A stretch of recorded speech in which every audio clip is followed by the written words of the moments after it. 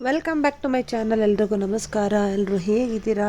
ಎಲ್ಲರೂ ಚೆನ್ನಾಗಿದ್ದೀರಾ ಅಂತ ಹೇಳಿ ಭಾವಿಸ್ತಾ ವಿಡಿಯೋ ಶುರು ಮಾಡ್ತಾ ಇದ್ದೀನಿ. ಇವತ್ತು ಡೇಟ್ 28. ಸೊ ಇವತ್ತು 28 ಜೂನ್ ಈ ವಿಡಿಯೋ ಸ್ಟಾರ್ಟ್ ಮಾಡ್ತಾ ಇದ್ದೀನಿ.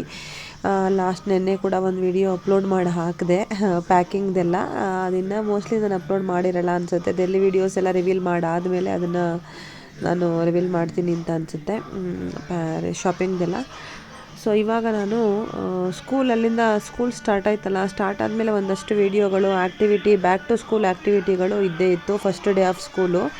ಸೊ ಆವಾಗ ಒಂದಷ್ಟು ವಿಡಿಯೋ ಮಾಡೋಣ ಅಂತ ಹೇಳಿ ಮಾಡಿರೋದನ್ನ ವೇಸ್ಟ್ ಆಗುತ್ತೆ, ಯಾಕೆ ಇರಲಿ, ಮೆಮೊರಿ ಇರುತ್ತೆ ಸ್ಕೂಲಲ್ಲಿ ಏನೇನೆಲ್ಲ ಮಾಡಿದ್ದೆ ನಾನು ನಾರಾಯಣ ಸ್ಕೂಲಲ್ಲಿ ಅಂತ ಹೇಳಿ ನಾನು ಹಾಕಿದ್ದೀನಿ. ಸೊ ಇವಾಗ ನಾನು ಆ್ಯಕ್ಟಿವಿಟಿ ಮಾಡಿಸ್ತಾ ಇದ್ದೀನಿ. Back to school first day of ಸ್ಕೂಲಲ್ಲಿ ಏನೂ ಗಿಸನ್ ಮಾಡೋಂಗಿರಂಗಿಲ್ಲ. ಎಲ್ಲ ಆ್ಯಕ್ಟಿವಿಟೀಸ್ ಮಾಡಿಸೋದು, ಡ್ರಾಯಿಂಗ್ ಮಾಡಿಸೋದು, ಸ್ಪೋರ್ಟ್ಸ್ ಮಾಡಿಸೋದು, ಈ ಥರ ಇರುತ್ತೆ.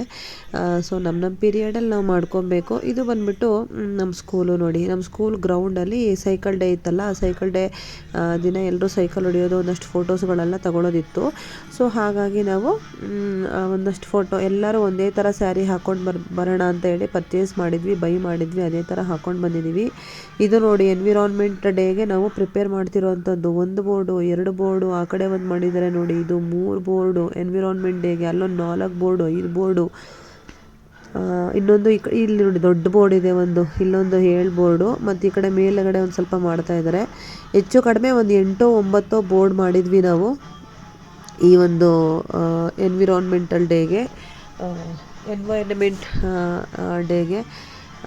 ಅಂದರೆ ಅವ್ರಿಗೆ ಆ್ಯಕ್ಟಿವಿಟಿ ಥರನೂ ಇರಬೇಕು, ಇದು ಇರಬೇಕು ಅಂತ. ಸೊ ನೋಡಿ ಏನು ಮಾಡ್ತೀರಾ ಅಂತೀರಾ ಅಲ್ವಾ, ಈ ಥರ ಇರುತ್ತೆ ನಮಗೆ ಪ್ರೆಷರು. ಬರೀ ವರ್ಕ್ ಮಾಡೋದಷ್ಟೇ ಅಲ್ಲ, ವರ್ಕ್ ಮಾಡೋದ್ರ ಜೊತೆಗೆ ಇದೆಲ್ಲ ಇರುತ್ತೆ. ಸೊ ಅಲ್ಲಿಂದ ಆದಮೇಲೆ ಮನೆಗೆ ನೋಡಿ ಈ ಥರ ಎನ್ವಿರಾನ್ಮೆಂಟ್ ಡೇಗೆ ಗ್ರೀನ್ ಕಲರ್ ಡ್ರೆಸ್ ಹಾಕ್ಕೊಂಡು ಹೋಗಿದ್ದೆ. ಒಂದಷ್ಟು ಡ್ಯಾನ್ಸ್ ಕೂಡ ಮಾಡಿಸಿದ್ದೆ, ಅದನ್ನು ಇನ್ಯಾವುದೋ ವಿಡಿಯೋದಲ್ಲಿ ಹಾಕಿದ್ದೀನಿ ನಾನೇ ಮೇಲ್ಗಡೆ ಹೇಳ್ಕೊಟ್ಟಿದ್ದೆ. ಸೊ ಅದೆಲ್ಲ ಮಾಡಾದ್ಮೇಲೆ ಒಂದು ಸ್ವಲ್ಪ ಮಾಲ್ಗಾದರೂ ಹೋಗಿದ್ದು ಬರೋಣ. ಏನೋ ಗೊತ್ತಿಲ್ಲ, ಇವಾಗ ಏನೇ ಬೇಜಾರಾದ್ರೂ ಮಾಲ್ಗೆ ಹೋಗೋದು ಕಲ್ತ್ಕೊಂಡ್ಬಿಟ್ಟಿದ್ದೀವಿ. ಅಂದರೆ ಒಂಥರ ರೀಸನಬಲ್, ನಮಗೆ ಪರ್ಫೆಕ್ಟ್ ಟೈಮು. ಹೋಗೋದು, ಆಟ ಆಡೋದು, ಒಂದು ಸ್ವಲ್ಪ ಏನಾದರೂ ತಿನ್ಕೊಡೋದು ನೆಮ್ಮದಿಯಾಗಿ, ಮಕ್ಕಳನ್ನ ಆಟ ಆಡಿಸ್ಬೇಕಿದ್ರೆ ಆಟ ಆಡಿಸೋದು, ಬರೋದು, ಈ ಥರ. ಸೊ ಹಾಗಾಗಿ ಅಲ್ಲಿಗೆ ಹೋಗ್ಬಿಡ್ತೀವಿ. ಹೋಗಿ ಮಕ್ಕಳೆಲ್ಲ ನೋಡಿ ಆಟ ಆಡ್ತಾ ಇದ್ದಾರೆ.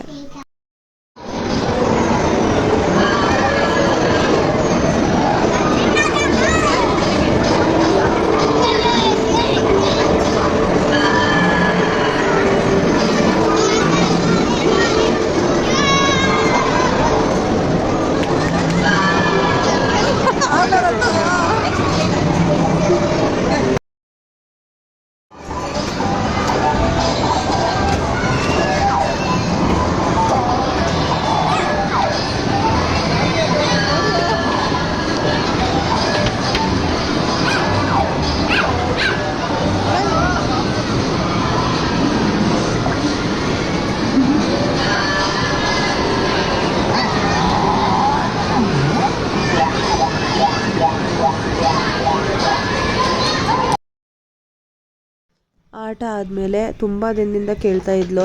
ಆ್ಯಕ್ಚುಲಿ ರಜಾ ಕೊಡೋಕ್ಕಿಂತ ಮುಂಚೆಯಿಂದನೂ ಚಾರ್ವಿ ಮಾಲ್ಗೆ ಹೋಗೋಣ ಅಂತಿದ್ಲು. ಎಲ್ಲ ಎಕ್ಸಾಮ್ ಟೈಮು, ನನ್ನ ಎಕ್ಸಾಮ್ ಟೈಮು, ಕರೆಕ್ಷನ್ಸು, ಮತ್ತು ಎಲ್ಲರದೂ ಪೋರ್ಟಲ್ಗೆ ಅಪ್ಲೋಡ್ ಮಾಡೋದು, ಇದೆಲ್ಲದರ ನಡುವೆ ನಾನು ಏನು ಅವಳ ಮಕ್ಕಳನ್ನ ಎಲ್ಲೂ ಕರ್ಕೊಂಡು ಹೋಗೋಕ್ಕಾಗಿಲ್ಲ. ಅದಾದ ತಕ್ಷಣವೇ ನಮ್ಮದು ರಜಾ ಮುಗಿತಾ ಇದ್ದಂಗೆ ಇವ್ರನ್ನ ಊರಿಗೆ ಕಳಿಸ್ಬಿಟ್ವಿ. ಅದಾದ ತಕ್ಷಣವೇ ಇಮಿಡಿಯೇಟಾಗಿ ನಮಗೆ ಟ್ರಿಪ್ ಆರ್ಗನೈಸ್ಗಳು ಮಾಡಿಬಿಟ್ವಿ. ಸೊ ಆ ಮಕ್ಕಳನ್ನ ಎಲ್ಲೂ ಕರ್ಕೊಂಡು ಹೋಗೋಕ್ಕೆ ಆಗಿರಲಿಲ್ಲ. So first day of school ಆಗಿ ಒಂದು 2-3 ದಿನ ಆಗ್ತಾ ಇದ್ದಂಗೆ ವೀಕೆಂಡ್ ಬಂತು. ಸೊ ವೀಕೆಂಡ್ಗೆ ಮೊದಲು ಕರ್ಕೊಂಡೋಗಿ ಮಕ್ಕಳನ್ನ ಚೆನ್ನಾಗಿ ಆಟ ಆಡಿಸಿ, ಅವ್ಳು ತುಂಬ ದಿನದಿಂದ ಪಿಜ್ಜಾ ಕೇಳ್ತಾ ಇದ್ಲು ಪಾಪ. ಅದಕ್ಕೆ ಪಿಜ್ಜಾ ಕೊಡಿಸಿ, ಜ್ಯೂಸ್ ಕೊಡಿಸಿ, ಎಲ್ಲ ಕೊಡಿಸಿ ಕರ್ಕೊಬಂದಿದ್ದಾಯಿತು. ಎಷ್ಟು ಖುಷಿಯಾಗಿ ತಿಂಗಳು ಗೊತ್ತಾ ಅವತ್ತು, ನೋಡೋಕ್ಕೆ ಖುಷಿ ಆಯಿತು. ನಾವು ಯಾವಾಗಲೂ ಕೊಡಿಸಲ್ಲ ಅವಳಿಗೆ ಏನೇನು, ತುಂಬ ತಿಂಗಳುಗಳಾಗಬೇಕು, 6 ತಿಂಗಳಿಗೋ 3 ತಿಂಗಳಿಗೋ ಒಂದ್ಸತಿ ಕರ್ಕೊಂಡೋಗಿ ಕೊಡಿಸ್ತೀವಿ, ಆವಾಗ ಮಾತ್ರ ಕೊಡಿಸ್ಬಿಡ್ತೀವಿ ಅಷ್ಟೇ. ಸೊ ಚೆನ್ನಾಗಿ ಎಂಜಾಯ್ ಮಾಡಿದ್ಲು ಅವತ್ತು. ಏನಂತಿದ್ರೆ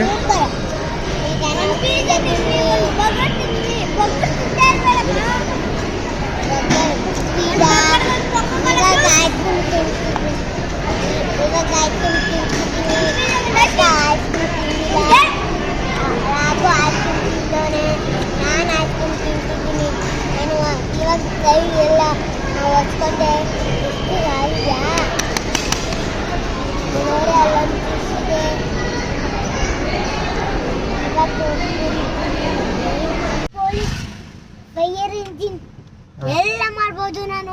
ಹೌದಾ, ಏನೈತಿ ನೀ ದೊಡ್ಡವಳಾದ್ಮೇಲೆ? ದೊಡ್ಡಳ ಅಮ್ಮನೇ ಇಲ್ಲ ಅವಾಗ ಹೇಳ್ದಲ್ಲ ಏನೈತಿ? ಉಪ್ಪಿಟ್ಟು ಮಾಡ್ತೀಯ? ಆಮೇಲೆ ಇನ್ನು ದೊಡ್ಡವಳಾದ್ಮೇಲೆ ಏನ್ ಮಾಡ್ತೀಯ? ಪಾಸ್ತಾ. ಆಮೇಲೆ ಎಲ್ಲಾನು ಮಾಡ್ಬೋದು. ಪಾರ್ಕ್ ಹೋಗ್ತೀನಿ, ಕುದಿಯರು ಪಾರ್ಕ್ ಹೋಗ್ತೀನಿ, ಕಾರ್ ಹೋಗ್ತೀನಿ, ಎಲ್ಲ ಹೋಗ್ಬೋದು ನಾನು. ಯಾರು ಕರ್ಕೊಂಡು ಹೋಗ್ತೀಯಾ? ನಿಮ್ಮ ದುಡ್ಡೇನಿರುತ್ತೆ ನಿಂಗೆ? ಜೋಬಲ್ಲಿ ಇರುತ್ತೆ. ಎಲ್ಲಿ ದುಡ್ಡು? ಏನ್ ಕೆಲಸ ಮಾಡಿದ್ರಲ್ವಾ ಕೊಡೋದು? ಏನ್ ಕೆಲಸ ಮಾಡ್ತೀಯಾ? ಕೆಲಸ ಮಾಡ್ಬಿಟ್ಟು ಆವಾಗ ಅವ್ರು ಕೊಡೋದು. ಏನ್ ಕೆಲಸ ಮಾಡ್ತೀಯ ಅವಾಗ? ಆವಾಗ ಏನಾಯ್ತಿ ಅಂತ ದೊಡ್ಡದಾದ್ಮೇಲೆ ಏನಾಯ್ತೀನಿ ಅಂತ ಅವಾಗ್ಲೇ ಹೇಳ್ದಲ್ಲ. ಕೆಲಸ ಮಾಡಿದ್ರೆ ದುಡ್ಡು ಕೊಡ್ತಾರಲ್ವಾ? ಈಗ ಅಪ್ಪ ಆಫೀಸ್ಗೆ ಹೋಗ್ತಾರಲ್ಲ, ಆತರ ಏನ್ ಆಗ್ತೀಯಾ? ಆದರೆ ಅಪ್ಪನ ಆಪಿ ಬಿಟ್ಬಿಟ್ಟು ಬರ್ತೀನಿ.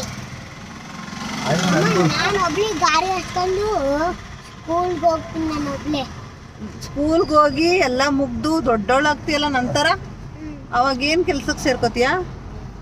ಆಮೇಲೆ ನಿಮ್ ಸ್ಕೂಲ್ ಮಾಡ್ಬೋದು, ಎಲ್ಲಾನು ಮಾಡ್ಬೋದು, ಸ್ಟಾರ್ ಎಲ್ಲಾನು ಮಾಡ್ಬೋದು. ಈಗ ತಾನೇ ಡಾಕ್ಟರ್ ಆಗ್ತೀನಿ ಅಂದ್ಲು, ಅದೊಂದು 10 ನಿಮಿಷ ಆಗಿಲ್ಲ ಅವಾಗಲೇ ಫೈರ್ ಇಂಜಿನಿಯರ್ ಅಂದ್ಲು. ಅದಾದ 10 ನಿಮಿಷ ಆಗಿಲ್ಲ ಇನ್ನೇನು ಉಪ್ಪಿಟ್ಟು ಅಡುಗೆ ಆಯ್ತು, ಕಾರ್ ಓಡಿಸಿದ್ದಾಯ್ತು. ಕರೆಕ್ಟಾಗಿ ನೀನೇನೈತೆ ಜೋಳ ಆದ್ಮೇಲೆ? ಇದಾದ ನಂತರ ಸ್ವಲ್ಪ ಬಾಡಿ ಪೇನ್ ತುಂಬ ಜಾಸ್ತಿ ಆಗಿಬಿಟ್ಟಿತ್ತು ನನಗೆ. ಕತ್ತತ್ರ ಏನೋ ಉಳುಕ್ಬಿಟ್ಟಿತ್ತು ಕೂಡ. ಅದಕ್ಕೆ ಒಂದು ಮಸಾಜ್ ಮಾಡಿಸ್ಕೊಳ್ಳೋಣ ಅಂತ ಒಂದು ಆಯುರ್ವೇದಿಕ್ ಮಸಾಜ್ನ ಬುಕ್ ಮಾಡ್ಕೊಂಡಿದ್ದೆ. ಸೊ ಆಕು ಪ್ರೆಷರು ಅಥವಾ ಆಕು ಪಾಯಿಂಟ್ ಬುಕ್ ಮಾಡಿಕೊಂಡ್ರೆ ಅವರು ಎಲ್ಲಿ ನೋವಿದೆ ಅಲ್ಲೇ ನೋಡಿ ನಿಮಗೆ ಮಾಡ್ತಾರೆ. ಸೊ ಹಾಗಾಗಿ ಒಂದು ಮೇಡಮಿಂದ ನಾನು ಒಂದು ಫುಲ್ ಬಾಡಿ ಮಸಾಜ್ ಬುಕ್ ಮಾಡ್ಕೊಂಡಿದ್ದೆ. ನೆಕ್ಕು ಮತ್ತು ಬ್ಯಾಕ್ ಪೇಯ್ನು ತುಂಬ ಆಗಿಬಿಟ್ಟಿತ್ತು. ನಾನು ತೋರಿಸು ಇದ್ದೀನಿ ಡಾಕ್ಟ್ರ್ ಹತ್ರ ಟ್ರಿಪ್ಗಿಂತ ಮುಂಚೆ ಹೋಗುವಾಗ, ಬಟ್ ಏನು ಮೆಡಿಷನ್ ಇಲ್ಲ ಅದಕ್ಕೆ ಅಂತೆಲ್ಲ ಹೇಳಿದರು ಅವರು. ಸೊ ಕಾಲಿಗೆಲ್ಲ ಫೂಟ್ ಮಸಾಜ್ ಎಲ್ಲ ಮಾಡಿದ್ರಲ್ವ, ಅದಕ್ಕೆ ಇದನ್ನು ಹಾಕೊಳ್ಳೋಕೆ ಕೊಟ್ಟಿದ್ರು. ಇದು ನಡೀತೀವಿ ಮನೆಯೆಲ್ಲ ಸ್ವಲ್ಪ ಹೊತ್ತು ಬಿಟ್ಟು ಸ್ನಾನ ಮಾಡೋಕೆ ಹೇಳಿದರು. ಸೊ ಆ ಬ್ಯಾಕ್ ಪೇನ್ಗೆಲ್ಲ ನಾನು ಮಸಾಜ್ ಮಾಡಿಸ್ದೆ. ಬಟ್ ಅವ್ರು ಹೇಳಿದ್ರು ವೆಯ್ಟ್ ಕಡಿಮೆ ಮಾಡ್ಕೊಳ್ಳಿ ಮತ್ತು ಡೈಲಿ ಎಕ್ಸಸೈಸ್ ಇರಬೇಕು, ಇಲ್ಲ ಅಂತಂದರೆ ಬಾಡಿ ಫ್ಲೆಕ್ಸಿಬಲ್ ಆಗಿರಲ್ಲ ನಿಮಗೆ ಅಂತ ಹೇಳಿದ್ರು. ಅವ್ರು ಹೇಳಿದ್ದು ಖಂಡಿತ ನಿಜ. ನಾನು ವಾಕಿಂಗ್ ಬಿಟ್ಬಿಟ್ಟಿದ್ದೀನಿ, ಇವಾಗ ವಾಕಿಂಗ್ ಮಾಡೋಕ್ಕೆ ಟೈಮ್ ಇಲ್ಲ. ಫುಲ್ಲು ಸ್ಕೂಲು ಇದ್ರದ್ದೇ ಮುಗ್ದೋಗಿದೆ. ಸ್ಕೂಲು ಮನೆ ಮಕ್ಕಳದ್ದು ಹೋಗ್ಮೋರ್ಕು ಇದರಲ್ಲೇ. ಸೊ ಹಾಗಾಗಿ ಒಂದು ಬಾಡಿ ಮಸಾಜ್ ತೊಗೊಂಡೆ. ಬಟ್ ಅವ್ರು ಒಳ್ಳೆ ಇದು ಹೇಳ್ಕೊಟ್ಬಿಟ್ಟು ಹೋದರು, ಅಡ್ಜಸ್ಟ್ ಮಾಡಿ ಕೆಲವೊಂದನ್ನು. ಸೊ ಅದನ್ನು ಇನ್ನು ಮುಂದಕ್ಕಾದರೂ ಫಾಲೋ ಮಾಡಬೇಕು.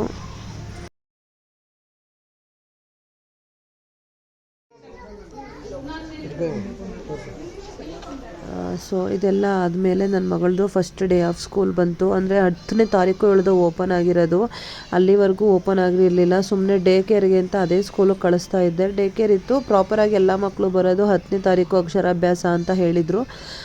ಸೊ 10th ನಾನು ರಜಾ ತೊಗೊಂಡು ಮಕ್ಕಳ ಅಕ್ಷರಾಭ್ಯಾಸಕ್ಕೆ ಹೋಗಲೇಬೇಕಿತ್ತಲ್ವ ಅಂತ ಹೇಳಿ ನಾನು ಹಸ್ಬೆಂಡ್ ಇಬ್ಬರು ರಜಾ ತೊಗೊಂಡ್ವಿ ಆವತ್ತು. ಆ್ಯಕ್ಚುಲಿ ಅವ್ರು ರಜಾ ತೊಗೊಳ್ಳೋ ಪ್ಲ್ಯಾನ್ ಇರಲಿಲ್ಲ, ನಾನು ಮಾತ್ರ ರಜಾ ತೊಗೊಳ್ಳೋದಿತ್ತು. ಬಟ್ ಸಡನ್ನಾಗಿ ಬೆಳಗ್ಗೆ ಎದ್ದು ಅವರು ಮದರ್ಸೇ ಬರಬೇಕು ಅಂತ ಹೇಳಿಬಿಟ್ಟಿದ್ರು ಅವರು ಸ್ಟ್ರಿಕ್ಟಾಗಿ. ಸೊ ಅದಕ್ಕೋಸ್ಕರನೇ ನಾನು ರಜಾ ತೊಗೊಂಡೆ. ನಾನು ರಜಾ ತೊಗೊಂಡ್ಮೇಲೆ ಇದ್ದಕ್ಕಿದ್ದಂಗೆ ಆಫೀಸಿಗೆ ರೆಡಿಯಾಗಿರೋದು ಅವರು. ಆಫೀಸಿಗೆ ರೆಡಿ ಹಾಕ್ಬಿಟ್ಟು ಹಂಗೆ ರಜಾ ಹಾಕ್ಬಿಟ್ರು. ಒಂದು ಸ್ವಲ್ಪ ಹೊತ್ತು ಇದ್ಬಿಟ್ಟು ಹೋಗ್ತೀನಿ, ಒಂದು 1 hour ಲೇಟಾಗಿ ಹೋಗ್ತೀನಿ ಅಂತ ಬಂದರು. ನಾವು ಹೋಗಿದ್ದೆ ಲೇಟು, 10 ಗಂಟೆಗೆ ಹೋಗಿದ್ರೆ 11 ಗಂಟೆಗೆ ಆಲ್ರೆಡಿ ಹೋಗಿದ್ವಿ ನಾವು.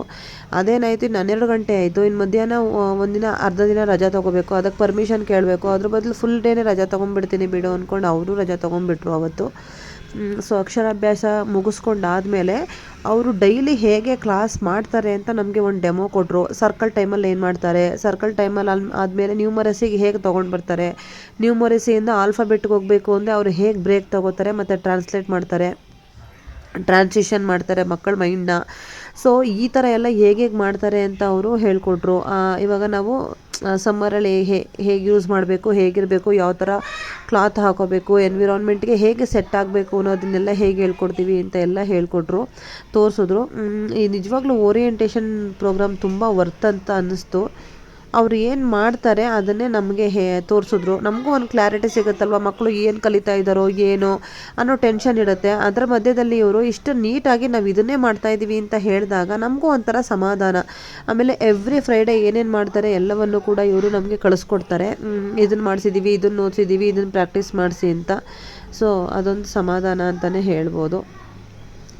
ಸೊ ಇಷ್ಟ ಆಯಿತು ಸ್ನೇಹಿತರೆ. ಅದಾದಮೇಲೆ ಮಕ್ಕಳನ್ನ ಸ್ವಲ್ಪ ಖುಷಿ ಪಡಿಸೋಣ ಅಂತ ಹೇಳಿ ನಾನು ಹೊರಗಡೆ ಡಿನ್ನರ್ಗೆ ಹೋಟೆಲಿಗೆ ಕರ್ಕೊಂಡು ಹೋಗಿದ್ದೆ. ಆವಾಗ ನನ್ನ ಮಕ್ಕಳು ಇದನ್ನು ಒಂದು ಇನ್ಸ್ಟಾಗ್ರಾಮ್ ರೀಲೇ ಮಾಡಿದ್ದೀನಿ, ನೀವು ಅಲ್ಲೋಗಿ ನೋಡ್ಬೋದು. ಅವತ್ತೊಂದು ದಿವಸಕ್ಕೆ ಮಟ್ಟಿಗೆ ಅವ್ರನ್ನ ಖುಷಿ ಪಡಿಸೋಣ ಅಂತ ಹೇಳಿ ಮಾಡಿದಿರೋ ವಿಡಿಯೋ. ಅದಾದಮೇಲೆ Raghu school first day of school ಹೇಗೆ ಮಾಡಿದ್ದೀವಿ ಅಂತ ಕೂಡ ಹೇಳ್ತೀವಿ, ಮ್ಯಾಂಗೋ ಮೇಳ. ಅದನ್ನು ನೆಕ್ಸ್ಟ್ ವ್ಲಾಗ್ನಲ್ಲೇ ತಿಳಿಸ್ತೀನಿ.